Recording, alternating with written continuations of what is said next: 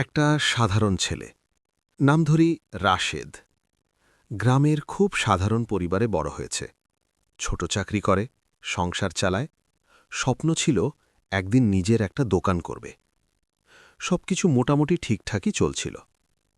একদিন অফিসের এক বন্ধু বলল, এই দোস্ত, অনলাইনে একটা গেম খেলি, একটু টাকা ইনভেস্ট করলে ডবল হয়ে যায়। রাশেদ প্রথমে বিশ্বাস করেনি, কিন্তু বন্ধু ফোন বের করে দেখাল। আজ ৫০০ টাকা ঢুকিয়ে ১৫০০ টাকা তুলে ফেলেছে। রাশেদের মাথায় চিন্তা ঢুকে গেল, আরে এত সহজে টাকা আসে! সেই রাতেই কৌতূহল থেকে অ্যাপ ডাউনলোড করল।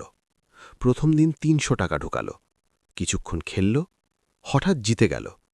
৩০০ টাকা হয়ে গেল ৯০০ টাকা। তার মনে হল, এ তো সোনার খনি। পরদিন আবার খেলল, আবার কিছু লাভ। কয়েকদিনে কয়েক হাজার টাকা জিতে গেল।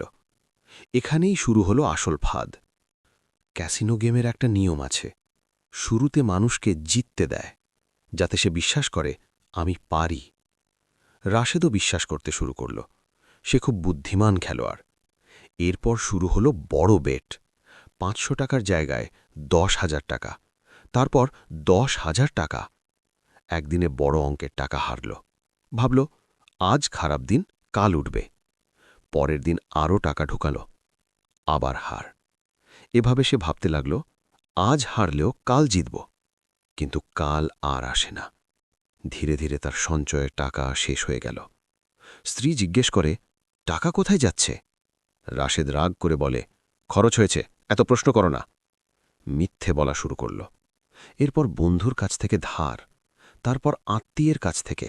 সবাইকে বলতো জরুরি দরকার। কিন্তু সত্যি হল, সব টাকা যাচ্ছে গেমে। একদিন সে ঠিক করল, শেষবার খেলবে, সব টাকা ঢুকিয়ে একবারে উঠবে। কিন্তু সেই দিনই সব শেষ। অ্যাকাউন্ট শূন্য। মাথা ঝিমঝিম করতে লাগল। হঠাৎ সে বুঝল, ৬ মাসে সে হারিয়েছে তার ২ বছরের সঞ্চয়। বাড়িতে অশান্তি শুরু হল। স্ত্রীর সাথে ঝগড়া, বাচ্চার স্কুল ফি বাকি। ফোন এলে ভয় লাগত, ধার চাওয়া মানুষ টাকা চাইবে। রাতে ঘুম আসত না। একদিন আয়নার সামনে দাঁড়িয়ে নিজেকে দেখল। চোখের নিচে কালো দাগ, মুখে হতাশা। নিজেকেই চিনতে পারছিল না। সেই দিন সে বুঝল, ক্যাসিনো তাকে টাকা হারায়নি, শুধু হারিয়েছে শান্তি, পরিবার, সম্মান। কিন্তু গল্প এখানেই শেষ না। একদিন সে সাহস করে সব কথা স্ত্রীকে বলল, কান্না করে ক্ষমা চাইল। স্ত্রী বলল, টাকা গেছে, কিন্তু তুমি ফিরে এসো। সেই দিন রাশেদ সিদ্ধান্ত নিল, আর না। সে কি করল? প্রথমে সব জুয়ার অ্যাপ ডিলিট করল, তারপর নিজের ব্যাংক কার্ড স্ত্রীর কাছে দিল।